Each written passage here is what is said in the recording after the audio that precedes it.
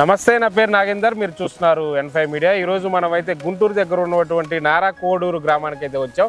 ఇక్కడ గత 3 సంవత్సరాలుగా దొండకాయ పంట సాగు చేస్తున్న రైతు మనతో ఉన్నారు. రైతుతో మాట్లాడించే ప్రయత్నం చేద్దాం. సార్ నమస్తే అండి. సార్ మీ పేరు? కృష్ణ గారు. సార్ చెప్పండి, ఎప్పుడు మొదలు పెట్టారు ఇది పంట దొండకాయ? ఒక 3 సంవత్సరాల నుంచి. 3 సంవత్సరాల నుంచి. మొక్కలు ఎక్కడి నుంచి తెచ్చుకున్నారు? మనం ఇక్కడికే వచ్చేస్తాడు ఒక అబ్బాయి. ఈ పొలం దగ్గరకే వచ్చి పొలం దగ్గరికే వస్తాడు. మొక్క 20 రూపాయలు తీసుకుంటాడు. అంటే దీని వెరైటీకి పేరేమన్నా ఉందా? ఈ దొండ వెరైటీకి సన్న దొండకాయ అంటారు. సన్న దొండకాయ వెరైటీ ఉంది. ఇది ఎన్ని ఎకరాల్లో సాగు చేస్తున్నారు మీరు? మనం 4 ఎకరాలు ఉంది. 4 ఎకరాల్లో సాగు చేస్తున్నాం. సొంతదా? సొంతదే. 4 ఎకరాలు. ఎలా ఉంది సార్ మార్కెటింగ్? ఎలా ఉంది పంట అనేది? దిగుబడి అనేది ఎలా ఉంది? బాగానే ఉంది. దొండకాయల ఓటుకు బాగానే ఉంది. మన గుండారం ఓటుకు ఈ రోజు ఎలా ఉంది మార్కెట్? ఈ రోజు ఎలా ఉంది? 1400. ఇది మన ఈ టిక్కీ అంటే 1400. ఎన్ని కిలోలు సార్ టిక్కీ అంటే? 55 కిలోలు వచ్చింది. 55 కిలోలు వస్తుంది. 55 కిలోలు వచ్చేసి 1400 పడుతుంది. హైయెస్ట్ ఎంత రేటు చూసారు మీరు ఈ 3 సంవత్సరాలు? 3400. 3400 కూడా మీరు అమ్ముకున్నారు? అమ్ముకున్నాం. ఓకే. వీటిలో ఈ దొండ సాగులో మీరు ముఖ్యంగా గమనించిన ఇబ్బందులు ఏంటంటారు? ఇబ్బందులు అసలు ఏముండదు. ఇబ్బంది ఏముండదు అంటే అస్సలు. వాన పడినా సరే ఇబ్బంది ఉండదు. మరి నీళ్లు ఏ విధంగా ఇవ్వాలి వీటికి? నీళ్లు మనకి బోర్ ఉందిగా.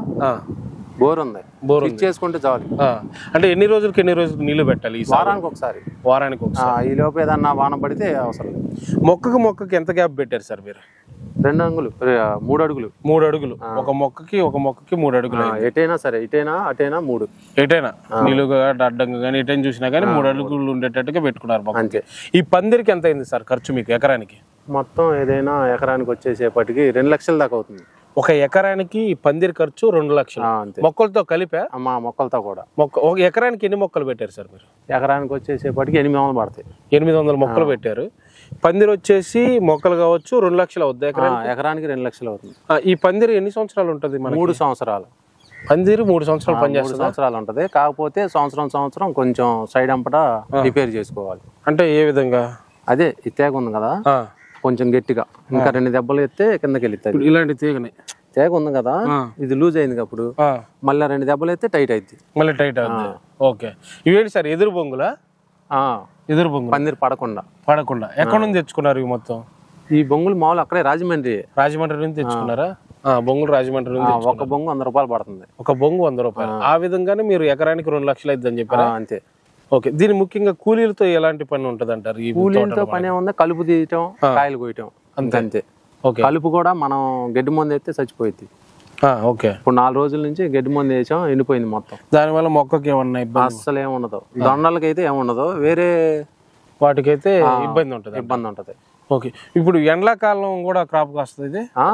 ఎండాకాలం కూడా నీళ్లు ఉంటే 360 రోజులు కాసిద్ది. ఇప్పుడు మీ తోట ఎన్ని రోజులు ఉంటది? ఇంకా 360 డేస్ రన్నింగ్. ఆల్రెడీ ఇప్పుడు మనం వేసి కూడా 1.5 సంవత్సరం అవుతుంది. ఈ తోట 1.5 సంవత్సరం అవుతుంది. ఓకే. 2 ఒకసారి వేసినాయి. ఇప్పుడు ఎకరానికి ఓవరాల్ గా దిగుబడి ఎంత వస్తుంది అంటే ఏం చెప్పగలం మరి? 30 టిక్కీలు దిగుతాయి. 30 టిక్కీలు ఎకరానికి. ఒకసారి కోసినప్పుడే లేకపోతే వారానికి ఒకసారి? వారానికి ఎన్ని టిక్కీలు? వారానికి 30 టిక్కీలు దిగుతాయి. మళ్ళీ ఎన్ని రోజులకి కాస్త సార్ గ్యాప్ ఇచ్చాక? 15 రోజులే. అదే వారమే. ఇప్పుడు నేను ఈ ఎకరంలో కోసేసారు, ఇప్పుడు ఈ వారంలో కోసాను. మళ్ళీ నెక్స్ట్ 1 వీకే వస్తాయి. ఓకే. వారం. ఈ లోపు వీటికి బలానికి మందులు ఇవన్నీ ఈ పూత అంతా వచ్చేది. ఈ కాయ అంతా మళ్ళీ వచ్చింది. ఓకే. ఇప్పుడు పూత రాలిపోవడం అనే సమస్య ఏం లేదు? ఏముండవు. పూత రాలిపోవడం కానీ పురుగులు కానీ ఏముండదు. ఓన్లీ వస్తే గడ్డి వస్తుంది. అంతేనా?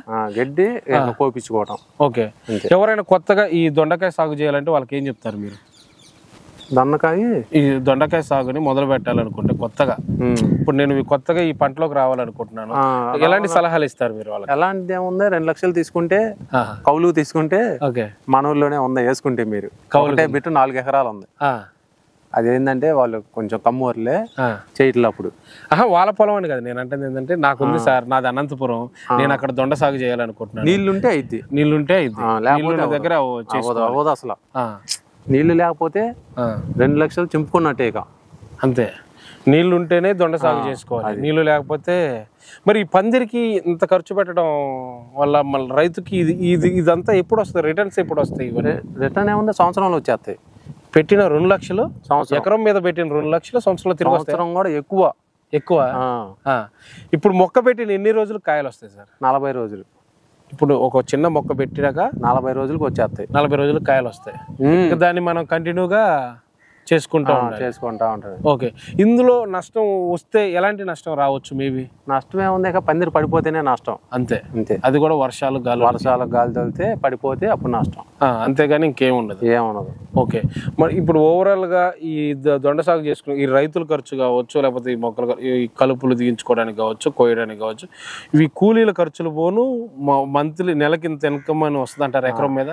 నెలకు వచ్చేసేపటికి 40,000 సింపుల్ గా వస్తాయి. ఒక 40,000 సింపుల్ గా వస్తుంది. అది సొంత పొలం సొంత పొలం.